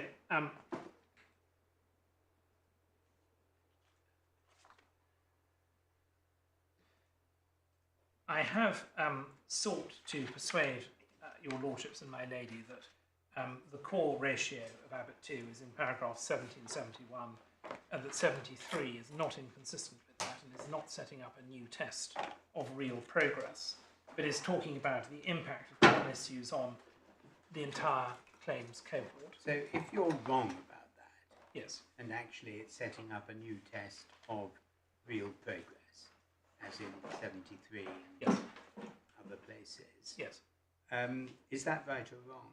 we say that that is wrong, and that you should, and that is the purpose of the first paragraph of our respondent's notice, Yes. that you should declare that the test is that the court's decision on common issues should be binding, and would be binding in the instant case. There must be common issues that would be binding. Yes. So that is a stronger test than 15.4. Quite different test, really. I'm not sure that that's right, my lord. 15. I have the disadvantage of not having practiced under the rules of the Supreme Court, but when I looked at the authorities, You won't blame me for that, Mr. Johnson. no. Well, as I have looked at the authorities over quite a long period of time, stretching from Hannay and Smurthwaite, it does seem to be the whole purpose of what the courts are trying to achieve, that you will have an effective judicial determination of the matters in dispute. That's the whole reason for permitting plaintiffs to use a single writ for claims insofar as the gateway was satisfied. And the argument has moved on quite a lot in the course of today's hearing, which has been very informative for us all, no doubt. But what Mr. Stewart Casey is trying to do is to impose a new filter or gateway on Rule 7.4. Well, Mr. Stewart's first point you haven't addressed at all, which is that claim means claim. Yes, well, I will come to that. But it is legitimate for the court to consider, is 7.3 trying to do anything different from Order 15, Rule 4, and then to weigh up the fact that what 7.3 is focusing on is convenient disposal. It's not mentioning series of transactions or the same transaction. As Lady Justice Falk said this morning, there is an obvious resonance in common issue of law or fact, which appeared in Order 15, Rule 4. Not so clear how one can identify a requirement for the same transaction or series of transactions. But when, in the course of debate, looking at examples of cases under the rules of the Supreme Court that did satisfy that test, you get to a very similar position as Abbott enunciates. I have a sort of deja vu that this is going to be another Hannay. We'll go to the Supreme Court. We'll all go back round until they change the rules. I mean, do either of you advocate a reference to the Rules Committee? Have another look at this. And you can tell us, Mr. Stewart, in reply, but what about you, Mr. Johnson? It very much depends, I would have thought, on the court's judgment and the extent to which the members of the court consider that the rules are not clear in the way that they are expressed. Well, I mean, the word convenience is a pretty common word, but it certainly doesn't tell you the elements of the test. And it seems that even in 4 paragraphs, Mr. Justice Baker has managed to express the test in several different ways, even if you say one is one is more clear. It seems pretty obvious to me that there is a need for a bit more clarity, isn't there? We would not object to that. No, but we've still got to decide what it means. You've still got today. to decide what it means now, but if I don't know that I can take matters much further on that, and it's something that we will reflect on overnight. I did want to say something about paragraphs 76 and 77 before we leave Abbott 2, because this has set another hair running, which is the proposition that there is real doubt to be discerned from this judgment about whether the determination of common issues need to be binding or not. This was formerly the high point of the appellant's case, these 2 paragraphs about the lack of any need for determination of common issues to be binding. What I want your lordships and my lady to bear in mind is that 73 represents the end of the ratio of this case. And we then move on to 74, where Mr. Justice Andrew Baker says that no one had suggested the matter be remitted to the master, and the court was going to exercise the discretion afresh. In 75, Mr. Justice Andrew Baker then explains that a further case management conference before Mr. Justice Jarman and Master Davison had taken place on the 21st of April 2023, where they had ordered the trial of lead claims, and they had also approved a list of generic issues. Now, it's important to note, which I'm sure you're all already aware of, this case management conference and that order were made in the Master Davison universe of separate claims laws. So Master Davison had ordered everything to be severed, but nonetheless the litigation was going to have the form of a conventional group action. Generic issues, lead cases. And did they actually have to issue, in the Master Davison world, new proceedings and pay the £10,000? Yes, with the most horrendous consequences, which are outlined at paragraph 16 of this judgment. 16, yeah. Yes. Consequences that not only put an unbearable strain on the court, but also required huge aims to subsidise the issue fees, because the court processes did not work in such a way that people who qualified for the Help with Fees programme actually only paid the amount that they were liable to pay rather than the whole whack and get a reimbursement. Nearly £500,000, I think. Yes, not how a civilised system of litigation Have they got should that work. back? Have they got it back yet? One hopes so. Well, I think that was one of the things that was addressed in the case management order you just showed us, that they had to devise a way of Yes, paying the fees back. yes, exactly. So I don't know to what extent that's all been resolved, but it is paragraph 16 which deals with the consequences, and 17, the sort of financial confusion it has caused, and it was just chaos. And that is what the appellant urges upon everybody now, that there should be a similar episode of chaos for no real productive purpose. The court Anyway, office was overwhelmed by the volume of claim form. Well, as your lordship said in argument, the Mariana Dam case, 720,000 people. Is it really to be suggested that there should be 720,000 claim forms? It is on his first ditch argument. Yes. Anyway, paragraph 76 and 77, I was just trying to explain that what is being addressed here is the case management position that had obtained in the Master Davison universe, and it is in that situation that the Minister of Defence's counsel, Mr. Platt KC, submitted, as recorded in 76, that it was likely that findings made upon the trial of lead claims would be treated by the parties as persuasive. However, he was also candid that the MAD's formal position was that those findings will not be binding, except in respect of the lead claims that are tried. So the MAD will not be bound against other claimants by findings adverse to it, and the claimants will not be bound as against the MAD by findings adverse to the lead claimants. Now, Mr. Steinberg did not accept that, but the reason that Mr. Justice Andrew Baker then goes on to say it is not necessary for the disposal of this appeal to resolve that dispute is, as he says in the next sentence, that submission could not be advanced if the proceedings were still constituted by the omnibus claim form. And he then says, or if to like effect, the 3,000 or so separate sets of proceedings now in existence were all consolidated. So what he's dealing with, where he says the MAD's formal position is not self-evidently wrong, is the Master Davison universe, where you've got separate claim forms. Nothing is going to be binding, but nonetheless you do have this rather curious trial in prospect of lead claims and generic issues. They can, and he is saying they can make that submission in that universe, but not if there is an omnibus claim. Well, is that right? Because at 77, he says that the MOD's acceptance of the approach now approved by Mr. Justice Garland is not merely good management, but rather there is enough commonality for the content of whatever may be decided in 8 lead claims, if selected well, to be of real significance, concedes the convenience of common disposal. Yes. And so what he's saying there is that the MOD's position on case management, whereby they had accepted that there was enough commonality, conceded the convenience of common disposal. They couldn't be heard to say, this is all different and everything is going to be separate, but still agree to the case management model that had been that was a consensus. Have you established whether the divisional court in Abbott 2 was shown all the history that we have before us? In terms of the old rules? In terms of the old rules, the guide, etc. My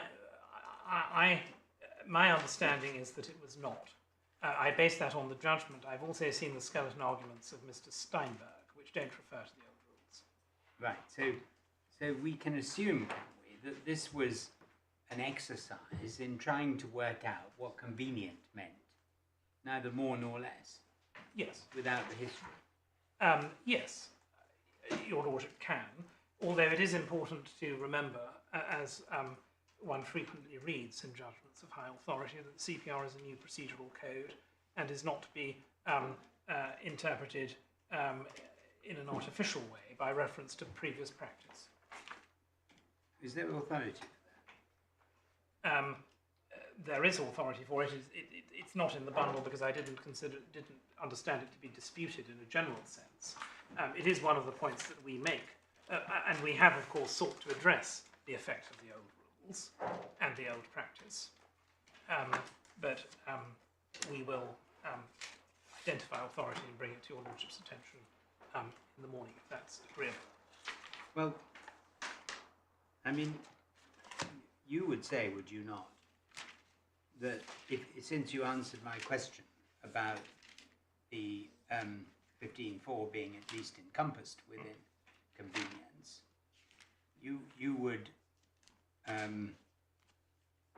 guess, say that it is useful to look back to Hannay and see what happened after Hannay, see the changes in the rules, look at Wolf report to see what was intended, if anything, by Wolf, which is not very much, and then look at the pre-existing position in relation to group actions, because all that gives you the background to the introduction of the new procedural regime. Yes. And I mean, it seems to me really almost to be obvious that convenience must have been intended not to do away with the old regime, but to build on it. Yes.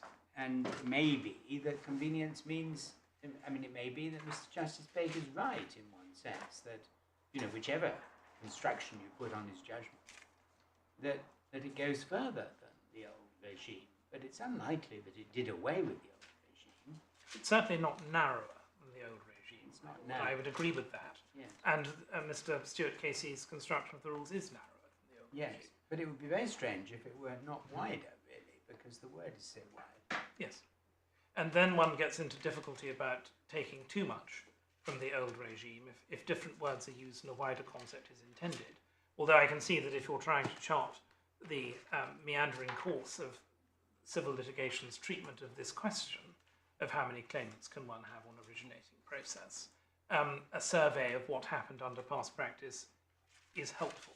Well, but you still have to construe the rules as they are now. yes, but what the trouble I've got, Mr. Johnson, is that it's almost impossible when you read Abbott too to understand where the concepts referred to, helpful, real progress, binding, come from. And they seem to be slightly plucked at random from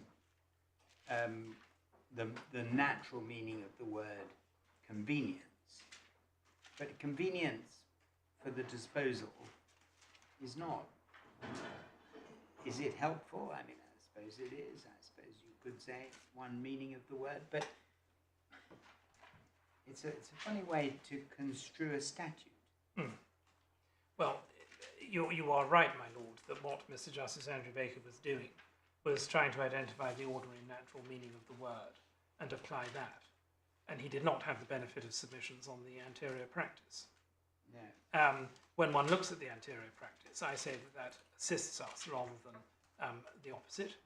I say that we would have come within Rule 15.4, and there is no difference in principle between our situation and the cargo interests in Hannay and Smurthwaite, who all had separate contracts with the owners of the vessel, who all complained about the same wrong, the short delivery of bales of cotton, albeit they all have their individual contractual relationship. And so I say, in our case, we all have exactly the same terms of business. We all have exactly the same retainer letters. We've all entered into contracts for the purchase of properties in standard form. The defendant, Appellant, has dealt with us pursuant to its position as a panel solicitor, whereby there's an inbuilt recommendation to my clients to use the appellant, and it has provided standard form of advice that is materially identical. Not verbatim the same, no one has ever suggested that, but essentially the same as the learned judge found in paragraph 31.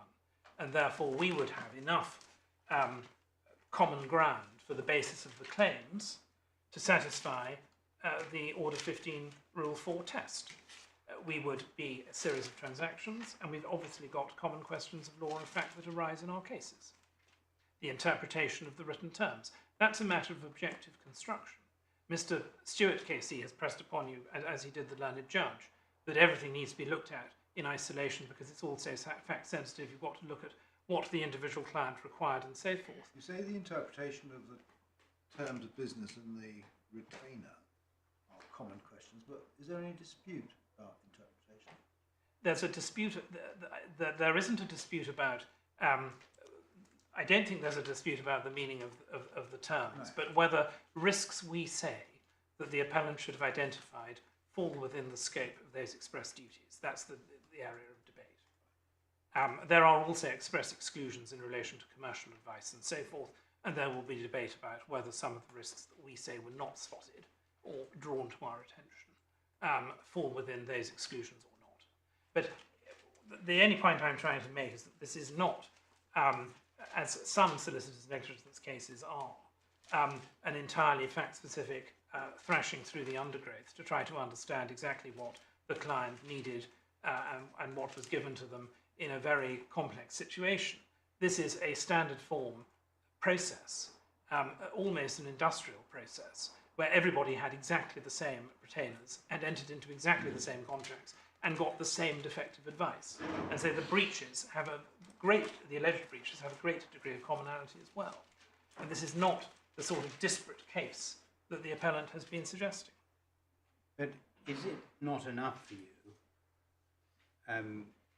to say that, assuming that what I've been putting to you, namely that 15.4 wasn't departed from, and it was obviously intended that convenient encompassed that, that you fall squarely within 15.4 anyway? Yes, it is enough for us to say that, but that requires, what I don't want to do, and what I'm not in a position to do, is to abandon Abbott 2 altogether and say that you don't need to pay regard to that. I mean, that is the question of law that is being argued on this appeal, is the correctness of that. I mean, what your submission that it means that there must be an issue which is binding on everybody, where does that come from? In terms of the old law? No, in terms of anything. I mean, Well, it comes from paragraph 70 and 71 No, I of don't this think it judgment. comes from in the judgment, but how do you get that out of the word convenient? Because it's looking at what does convenient disposal mean? It's the disposal question. It's not just it's not simply that it's helpful or possible to have common case management and to group these cases together for a trial, but there needs to be a resolution of those cases. And how is that to be achieved when there are different elements in play?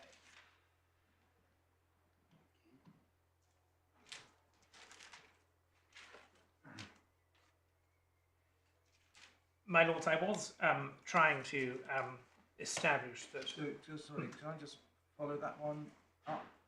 Are you saying that if more than one claim is joined in a claim form, the disposal will only be convenient if it affects, shall we say, in a binding way, the ultimate resolution of one or other or all those claims? Is that what you're saying? Not if they are the claims of a single claimant, but if there are multiple claimants using the same claim form, then I say that one has to identify common issues arising from the two or more claims that are pleaded. You're reading 19.1, which says any number of parties can be joined to a claim, as itself being limited by the convenient disposal test in Rule 7.3. Yes, That's how you get that interaction? Yes, yes. That it is subject to the convenient disposal test in 7.3. That is what the Divisional Court decided in Abbott 2. I don't think they said much about 19.1, did they? It was all about 7.3. Only that the word claim... Your point, I think, is that 19.1 is implicitly subject to 7.3. Yes, that's correct. And what the Divisional Court, the main focus of attention on 19.1 in the Divisional Court was the meaning of the word claim, which they interpreted to mean proceedings, which we say is a correct interpretation. Which is supported by the use of the word claim in the representative proceedings part and elsewhere. And in many other places in CPR 19. And the case that we came prepared to meet today was that where the word claim is used in the CPR, its general meaning is a demand for or entitlement to relief, which one might repurpose as cause of action. But it's quite clear from a cursory reading of CPR Part 19 that it often does not have that meaning. It's not my job to establish that the word claim in the CPR only ever means proceedings. I don't need to do that, and I don't try to do that. But I do say it certainly isn't restricted to meaning cause of action. And your lordship, the example you gave of representative actions is a very good one. there are numerous references to it in the section on derivative claims, where the word claim cannot possibly mean cause of action, and in fact, often there is reference in that part of the rules to claim for a remedy or claim to relief, which is what cause of action is, and then the word claim is also used. One can turn the pages, as I did preparing for this hearing, and write proceedings down against the use of claim very often in Part 19. I'm not sure very much is to be gained by undertaking that exercise in real time here, but it is certainly not the case that, generally speaking, it means cause of action.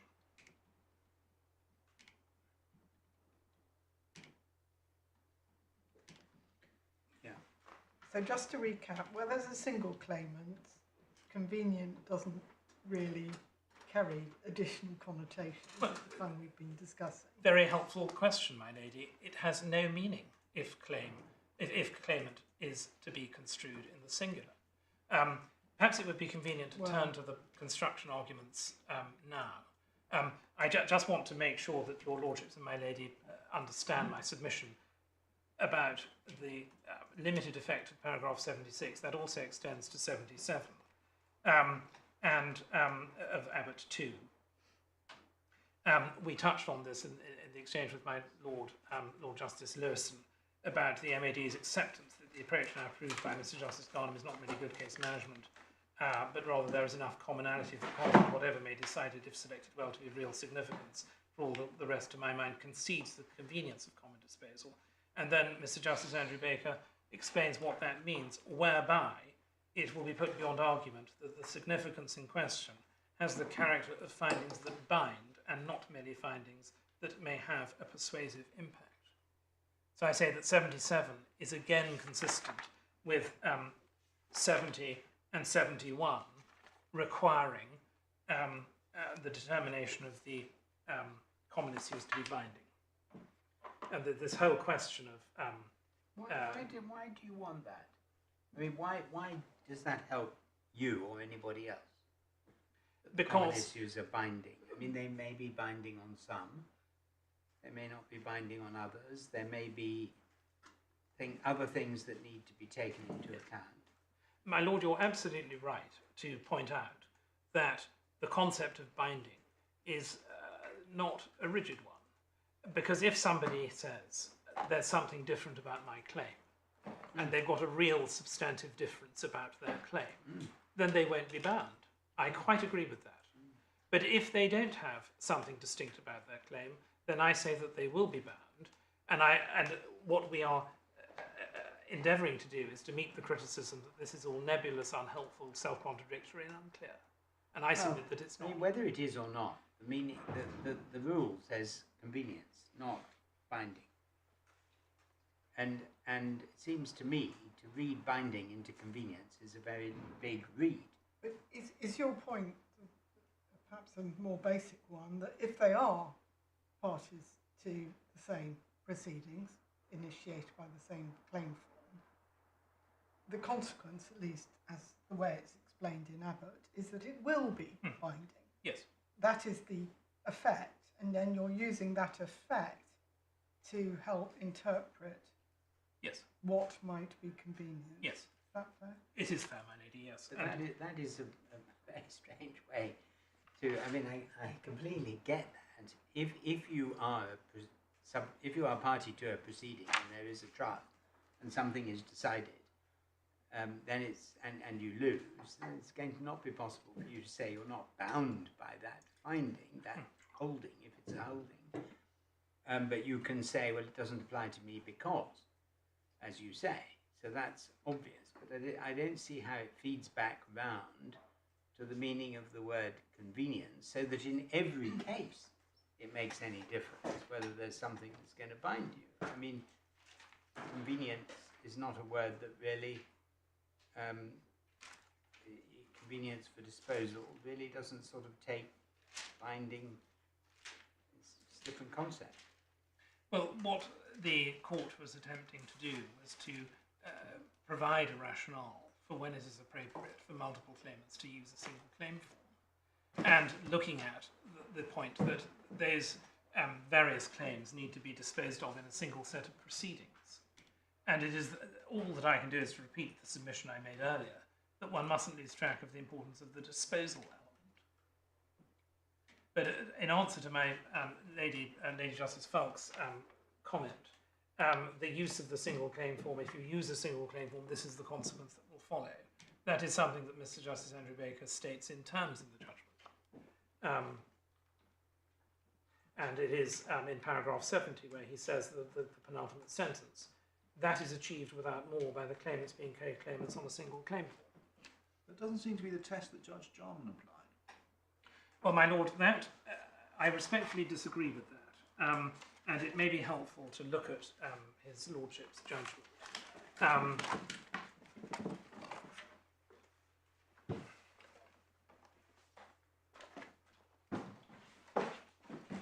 You'll find that in the core bundle, and the relevant paragraphs are on page 116.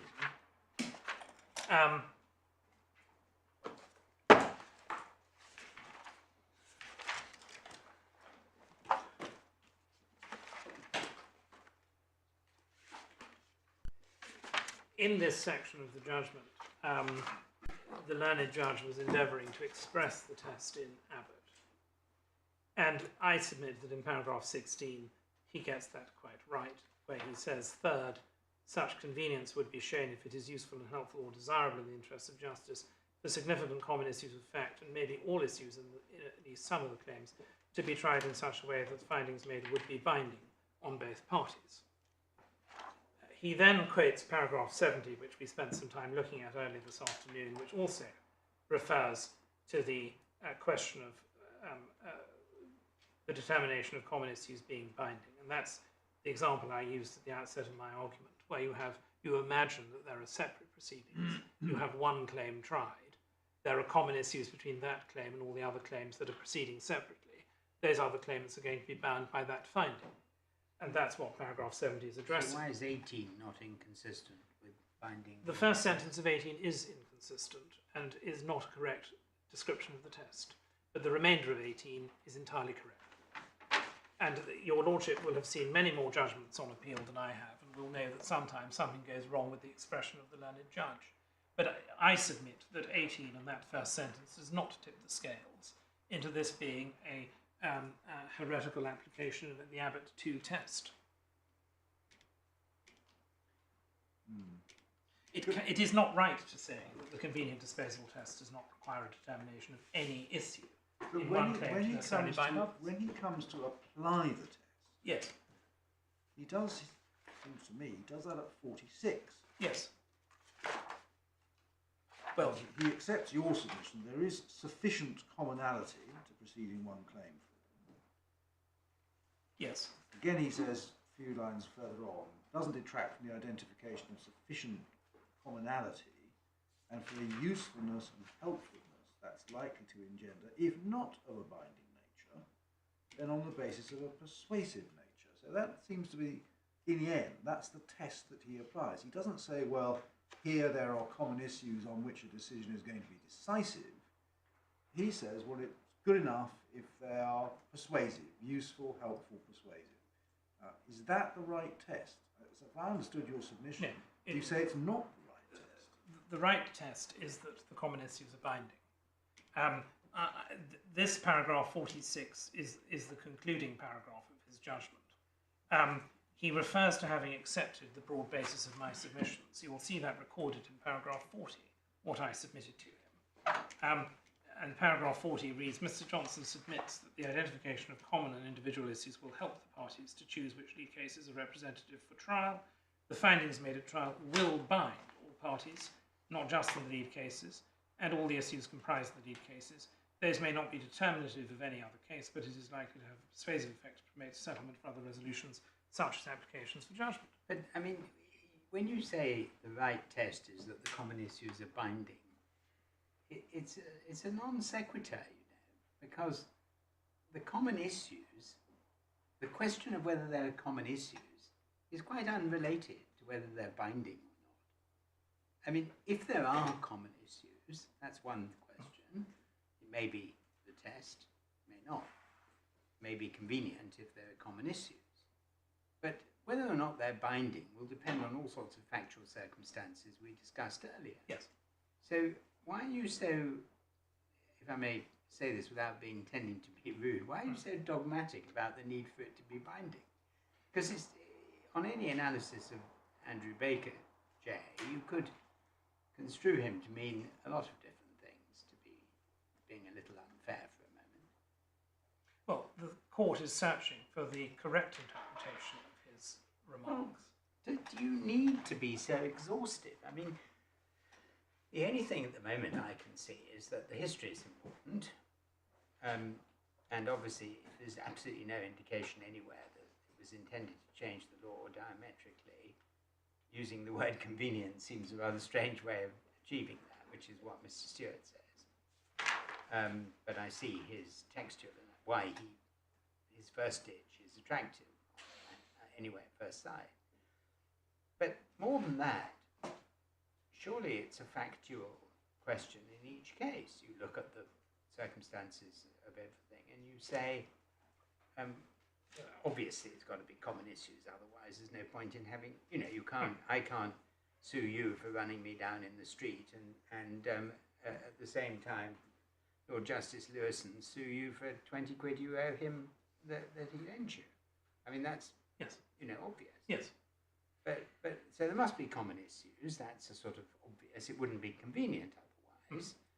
I'm not convinced that one, and I can see the series of transactions. If they're all completely different transactions, even if there happens to be a common issue, okay, well, it might be less convenient. But then Abbott is an example of a case where it might be convenient because there are common issues, even though there are different.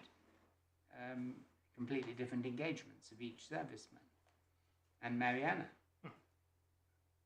So, I mean, because 15.4 doesn't mention the tort situation.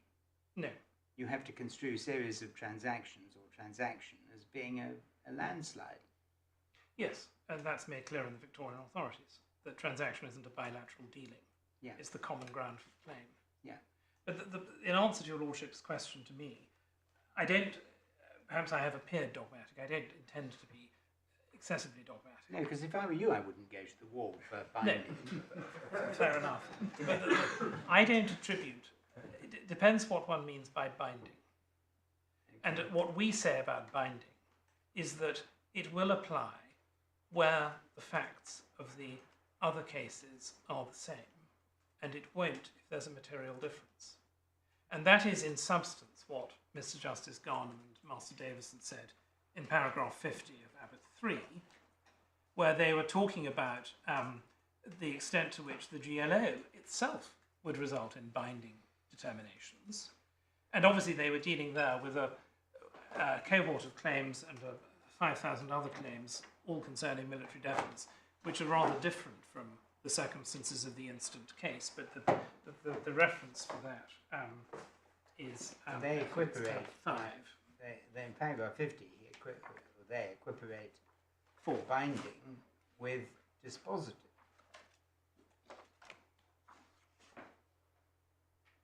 Do they?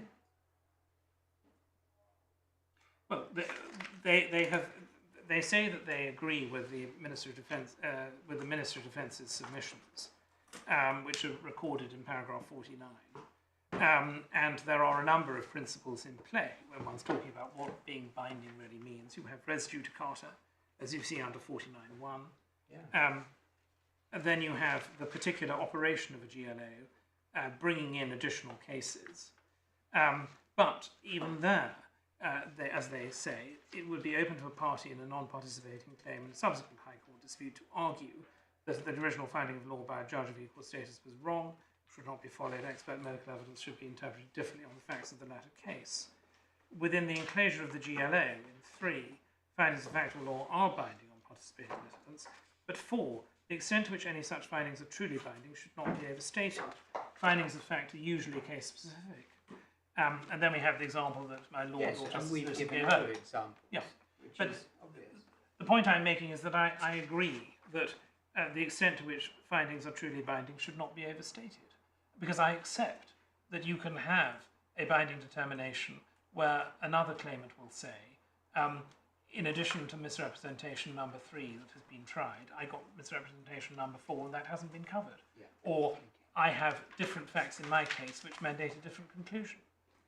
So, can we take stock as we draw towards the end of the afternoon? How have you done and where are you going? I haven't addressed Angel, the other authority that Mr. Stewart relies on as showing the inconsistent and nebulous impact of Abbott 2 in practice. And I can do that relatively shortly. I think I've said enough about Abbott 3 because you've heard me draw attention to paragraphs 49 and 50. Yes, although you also say they misunderstood Abbott too.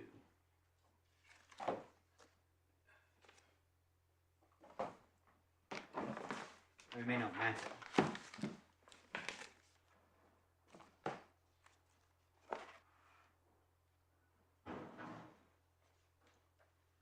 don't know which paragraph it was.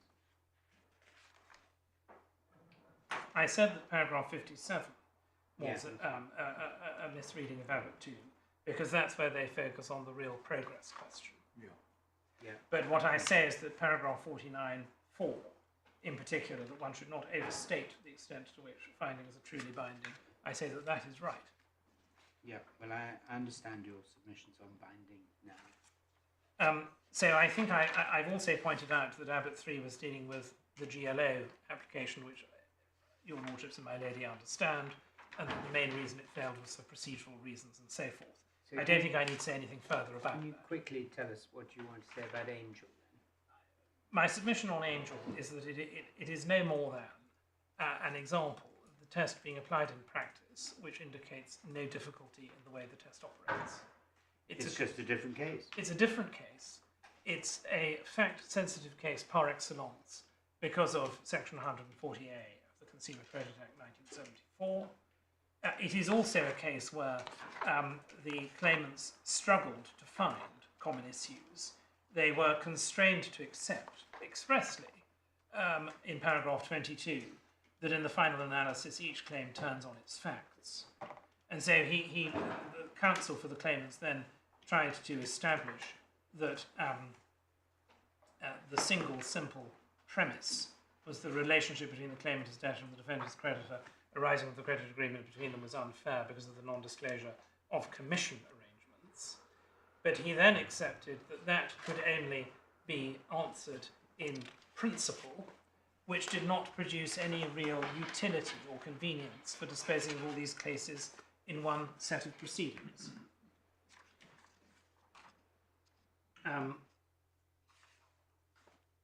It's fair to say, though, that Judge Worcester was not entirely clear what test that Abbott 2 had laid down. He wasn't, but it is also fair to say, my lord, that it was not explained to him that the reference to the MOD and Lord Justice Dingman's leaving open the question of whether the decisions in Abbott would be binding, leaving that to the case management judges, that was made in the context of the discussion at 76 and 77, which all comes out of the case management position in the Master-Davison universe. And that wasn't explained to him.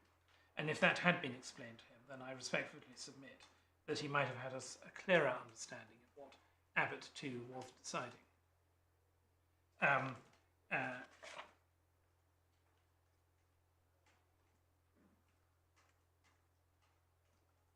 In fact, if one looks at paragraph 41, and this is the discussion of whether a determination of common issues in a sample test case would be binding on other parties to the claim, there doesn't appear to be any reference to the relevant provisions of Abbott, save for paragraph 70, which we looked at earlier. So he didn't get the benefit of the analysis that I've endeavoured to set before your lordships and my lady this afternoon. But other than that, this is a different case engaging different situations. It has no relevance. It doesn't show confusion, and it doesn't show that the test operates in an unsatisfactory way in practice. And one just gets that from focusing on the nature of the claims. Yes. and the difficulty that the claimant had in trying to identify what the common issues actually were. I said that paragraph 22, the claimant's counsel endeavoured to identify one common issue. In paragraph 40, your lordships and my lady will see that he then tried to identify 6 further what he called anterior questions that were common, and his Honour Judge Worcester wasn't having any of that, and said that the first was the same as the previous one, and the other 5 were related to agency, which would be an entirely fact-sensitive question anyway. So this case simply exhibits the difficulty in a Consumer Credit Act claim of identifying common issues that would satisfy the convenient disposal test. And it has no impact on whether the convenient disposal test in Applet 2 operates satisfactorily in practice. Doesn't contravene that at all. So, how long do you think you'll be in the morning? I would hope on construction, perhaps about half an hour. And then I think, subject to my lords and my lady, I will hand over to Miss Meach for the convention points. The European convention points. Yes. Okay. Jolly good. 10:30.